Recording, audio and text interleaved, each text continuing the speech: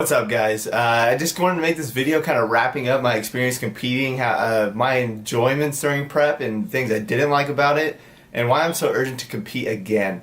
So, my background athletically would be I played travel baseball, and I played baseball like for my entire life, almost like 13 years.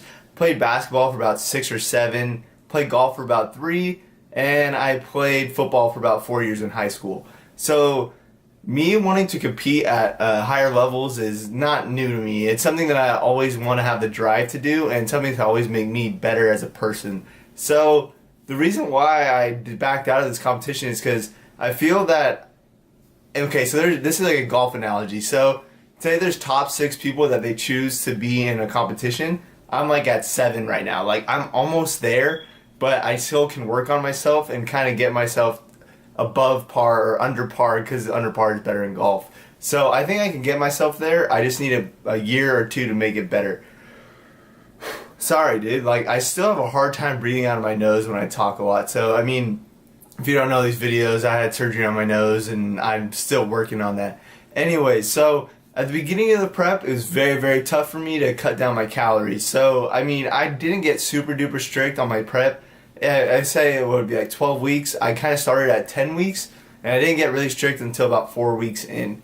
And I know, I mean, I was cutting weight very, very like slowly and consistently, and so I was very, very happy with myself about that. But there was a lot more things that I could have done, especially with my eating choices and choosing food over liquids. So like whey protein shakes, I chose those because they were easier for me in the lifestyle that I lived, which is like I would work all the time, didn't really have time to meal prep.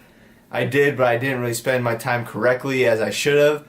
But that's something I'm going to change in the future, is kind of just take like Sundays or the days I have off from work and kind of focus on prepping my meals for the week.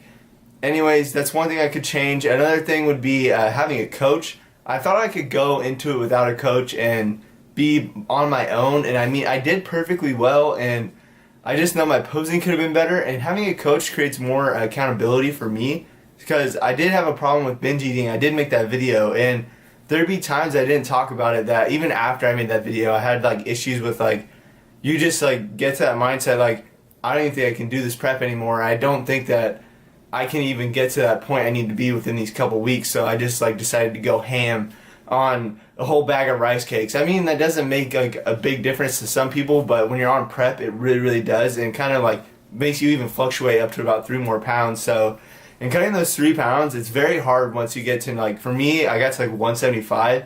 Going to 175 to 168 was like the hard part, because I was digging and like cutting my macros even lower. Anyways, having a coach is one thing I'm going to have on my next prep. And another thing too is setting goals throughout the prep. So this time I didn't even really like set goals. I just knew I had an end goal.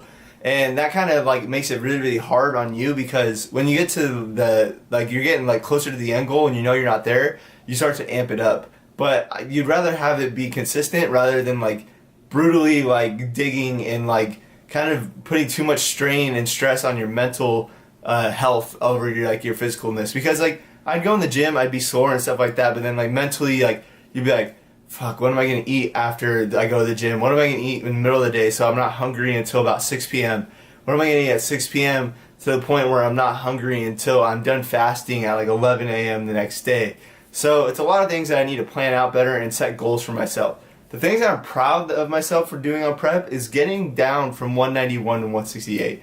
At the end of the day, cutting weight is not easy, and as well for me, I'm not like a competitor as like with a veteran, and I know people have been cutting weight and doing all that kind of stuff like water cuts and stuff, and it wasn't very easy for me, but I'm very, very proud of myself that I did that. Second, I'm proud of myself for stepping on stage, putting myself out of the comfort zone. It's very, very hard for me, and I mean, for some people they have a lot of confidence.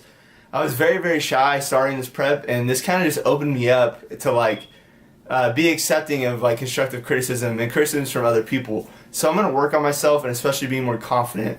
Third is just traveling, being more independent, because honestly, I was very proud of myself for being my own person throughout this prep, and I know I kind of cut people off when I was prepping, and I do feel bad about that, being like, what was that called, like very, very introverted during the prep, and I'm sorry about that, but I had to focus on myself, and I'm very glad that I took time and like worked on myself than having to make myself feel like included with others.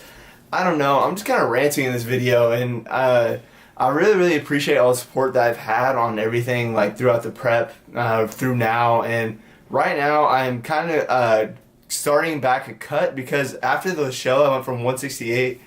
I'm probably around like 182 right now, and I want to stay lean. I want to stay like cut throughout the summer, so I'm gonna cut probably like another 5 to 6 pounds, and that's probably like a pretty good lean point for me. So I'm gonna get there. But thank you guys so much for your support and watching my videos. It really helps me out, and lately I've been getting a lot of love, and I just think putting yourself out there, man. Network with other people. Like, don't be afraid of what others are gonna say about you to keep you from doing what you love. And I did that for so long. I wish I can go back to like the time I was making gaming videos and I was scared to even tell anybody that I made gaming videos. Like, I don't know, man. I think everything happens for a reason, and I'm glad that I don't want to take anything back.